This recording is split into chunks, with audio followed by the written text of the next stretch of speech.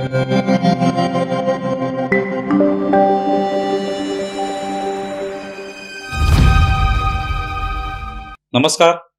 News डंकामध्ये मी महेश विचारे आपल्या सगळ्यांचं मनपूर्वक स्वागत करतो. मित्रांनो, न्यूज डंकाचं यूट्यूब चॅनल आपण सबस्क्राईब केलं नसेल तर प्रथम ते सबस्क्राईब करा.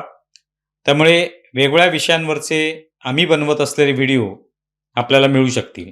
मित्रांनो, 2020 मध्ये जे आमदार झाले त्यांचा कार्यकाळ आता संपुष्टात आला नुकताच या महिन्यामध्ये. त्याच्यामध्ये उद्धव ठाकरे यांचा सुद्धा समावेश होता. आणखी काही लोकांची जो कार्यकाळ आहे तो संपुष्टात आला आणि त्यानंतर आपण पाहिलेलं आहे की विधान परिषदेच्या निवडणुका सुद्धा झाल्या आणि त्याच्यामध्ये काही आमदारांची निवड झाली बिनविरोध.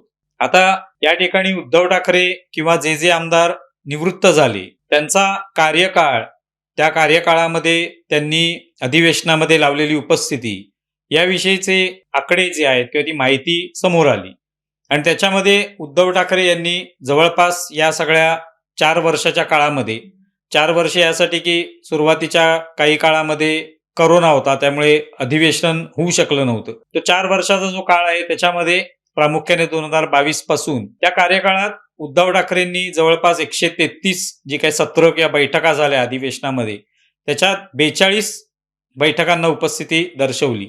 एकूण 31% उपस्थिती त्यांची होती आणि त्यांच्यासोबत इतरही आमदारांनी किती उपस्थिती दर्शवली याविषयीचे आकडे समोर आले. आता उद्धव ठाकरेंची ही जी काही आकडेवारी समोर आलेली आहे त्याच्यामध्ये मग कारण दिलं जातं की ते आजारी असल्यामुळे किंवा त्यांच्या प्रकृतीच्या कारणास्तव ते उपस्थित राहू शकले नाहीत. तर त्याच्यात जाण्याचं काय कारण नाही. मुळातच उद्धव ठाकरेंची ही जी काही उपस्थिती 42 दिवसांची होती ती अपेक्षितच होती. म्हणजे त्याच्यात कोणी उद्धव ठाकरेंची काहीतरी चूक झालेली आहे किंवा उद्धव ठाकरेंनी फार मोठा काही गुन्हा केलेला आहे असं म्हणण्याचं अजिबात कारण नाही. आणि मुळातच उद्धव ठाकरे हे आमदार कशासाठी झाले तर मुख्यमंत्री होण्यासाठी त्यांना आमदार व्हावं लागलं. त्यामुळे त्या अर्थाने ते आमदार होण्यासाठी खूप प्रयत्न करत होते पूर्वीपासून, असं अजिबातच कधी दिसलं नव्हतं. बाळासाहेब ठाकरे हयात असताना त्यांना आमदार होण्याची पूर्ण संधी होती. आमदार म्हणा, खासदार म्हणा, काही होता आलं असतं, पण तसा प्रयत्न कधीच झाला नाही. म्हणजे या राजकारणात ते कधी उतरलेच आहेत. विधिमंडळातलं राजकारण किंवा संसदीय राजकारण यामध्ये जाण्याचा कधी प्रश्नच आला नव्हता, तेव्हा विचार सुद्धा केला नव्हता. कदाचित त्यावेळेला मुख्यमंत्री होण्याचं एक प्रकारे मनात असू शकतं त्यांच्या किंवा महत्वाकांक्षा असू शकते की भविष्यात आपण मुख्यमंत्री व्हावं, पण आमदार होण्याचं कधी दिसलं नाही. जे काय बाळासाहेबांनी ज्या पद्धतीने राजकारण केलं त्यांनी एक प्रकारे पक्षावर आपली मान पक्की केली आणि पक्षामध्ये कोणत्याही पद्धतीचं असं पद न भूषवता, आमदारकी, खासदारकी किंवा मुख्यमंत्री पद असं कोणतेही पद न भूषवता पक्ष चालवणं ही एक परंपरा त्यांनी सुरू ठेवली. तीच उद्धव ठाकरेंनी सुरू ठेवली. पण नंतरच्या काळात त्यांना मुख्यमंत्री व्हावंसं वाटलं आणि 2019ला ते मुख्यमंत्री झाले आणि म्हणून त्यांना आमदार व्हावं लागलं. त्यामुळे त्यांच्याकडे तशाही पद्धतीने जो काही पिंड लागतोय एक आमदार होण्यासाठी, की अनेक जणांना आमदार होण्याची इच्छा असते की आपल्याला काम करायचंय, आपलं एक लोकसंपर्क आहे, लोकांना वाटतंय की त्या व्यक्तीने आमदार व्हावं जेणेकरून आमचे प्रश्न जे आहेत ते विधिमंडळात मांडले जातील किंवा सरकारशी बोलून ते प्रश्न सोडवता येऊ शकतात, जो काही निधी मिळतो त्या माध्यमातून सोडवता येऊ शकतात. यासाठी अनेक लोक आमदार होण्याचा प्रयत्न करतात, ते आमदार होतात, अनेक टर्म आमदार राहतात, त्या माध्यमातून कामं करतात. अधिवेशनामध्ये सुद्धा पूर्ण वेळ उपस्थिती असते, तिथे अनेक प्रश्न विचारले जातात, सरकारची कोंडी करण्याचा प्रयत्न होतो किंवा सरकारसमोर ते प्रश्न मांडले जातात. असे अनेक लोक करत असतात, पण तसं काही उद्धव ठाकरेंचा पिंड नाही. उद्धव ठाकरे मुळात अशा पद्धतीचे राजकारणीच नाहीत. ते पक्षप्रमुख म्हणून जे काही काम करत होते ते त्यांचं मुळात कामाची त्यांची पद्धत होती, पण ती सोडून त्यांनी मुख्यमंत्री होण्याचा निर्णय घेतला आणि त्यातून मग हे जे त्यांचं राजकारण जे आहे त्यात त्यांची जी काही त्यांची वाटचाल झाली ती आपल्याला या पद्धतीने पाहायला मिळते. आणि म्हणूनच त्यांची उपस्थिती जी आहे ती 133 पैकी अवघी 42 वेळेला ते उपस्थित राहिले. 31% एवढी त्यांची उपस्थिती होती. आपण पाहिलं ते ज्या ज्या अधिवेशनात उपस्थित राहायचे, ज्या ज्या वेळेला, म्हणजे किती 15 दिवसाचं अधिवेशन असेल तरी फार फार 2-3 दिवस ते यायचे आणि ते आले की त्यावेळेला आपण पाहायचो की मीडिया ज्या पद्धतीने त्यांना दाखवण्याचा प्रयत्न करायचा की उद्धव ठाकरे आले अधिवेशनाला, अगदी त्या विधानसभेमध्ये, विधान परिषदेमध्ये जे कोणी त्यांचे गटनेते होते ते सुद्धा त्यांच्याबरोबर त्यांच्या मागे मागे धावत यायचे. अशी सगळी परिस्थिती होती.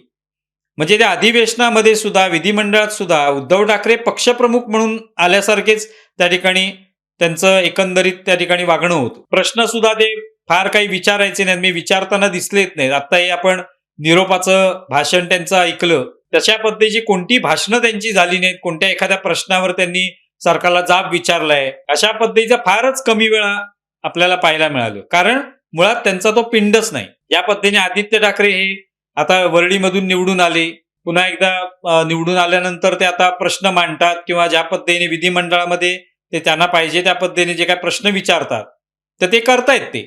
पण तसं उद्धव ठाकरेंचं कधीच नव्हतं. त्यामुळे आमदारकी नाईलाजाने त्यांना मिळालेलं जे काही पद आहे ते पद त्यांनी भूषवण्याचा प्रयत्न केला, एवढंच. आणि त्यामुळे त्यांच्या उपस्थितीवर टीका करण्याला काहीच अर्थ नाही किंवा त्यावर आपण त्यांनी काहीतरी फार मोठं गुन्हा केलेला आहे असंही म्हणण्याला अर्थ नाही. त्यांनी कोणती चूकच केलेली नाही. कारण जे त्यांना अपेक्षितच नव्हतं आमदारकी मिळून, जे आपल्याला करायचंच नाही तर ते कशाला करतील. त्यामुळे त्यांनी कोणत्याही अशा पद्धतीचं काम केलं नाही. अनेक दिवस उपस्थित राहून जे काय अधिवेशनामध्ये करायचं होतं ते त्यांना करण्याची इच्छाच नव्हती आणि त्यामुळे ते होऊ शकलेलं नाही.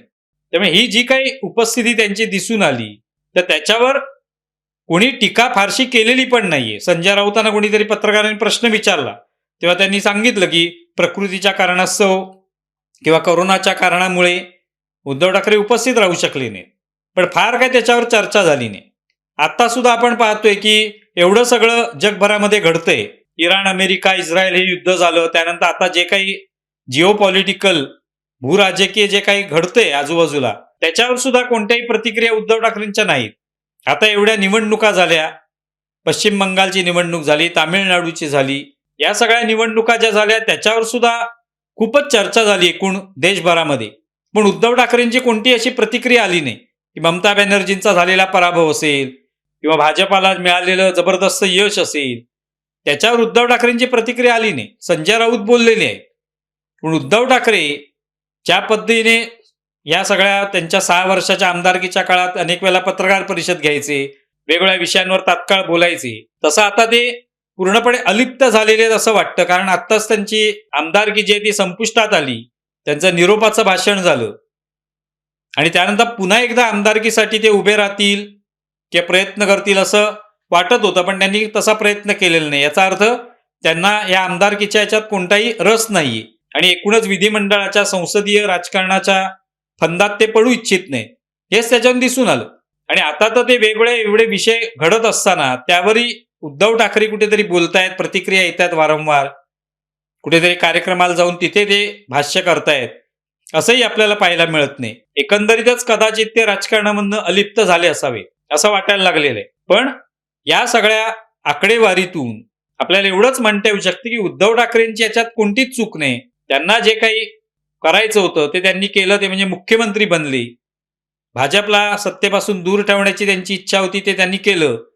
शरद पवार आणि काँग्रेस सोबत जाऊन त्यांनी मुख्यमंत्रीपद मिळवलं. ते सुद्धा मिळवताना आपण पाहिलं की त्याच्यात सुद्धा ते मंत्रालयात अगदीच 2-3 वेळेला गेलेले आहेत 2.5 वर्षांच्या त्यांच्या मुख्यमंत्री पदाच्या काळात. त्या काळात सुद्धा बऱ्याच वेळेला ते वर्क फ्रॉम होम करताना आपल्याला दिसले. घरातूनच फेसबुक लाईव्ह करून त्यांनी अनेक वेळेला लोकांशी संवाद साधला. लोकांमध्ये सुद्धा ते मिसळू शकत नव्हते. ज्या वेळेला म्हणजे अगदी कोरोनाचा काळ असला तरी अनेक नेते हे प्रत्यक्ष लोकांमध्ये भेटत होते, मास्क लावून म्हणा किंवा जी जी काळजी घ्यायची होती ती घेऊन.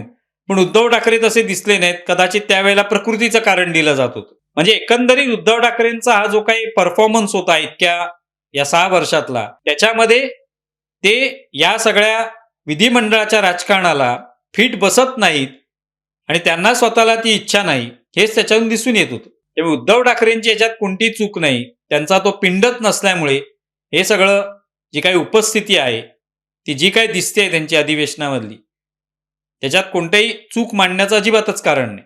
तुम्हाला व्हिडिओ कसा वाटलाय जरूर कळवा. आमचा व्हिडिओ जास्तीत जास्त लाईक करा, शेअर करा आणि आमचे YouTube चॅनल सबस्क्राईब करा. धन्यवाद.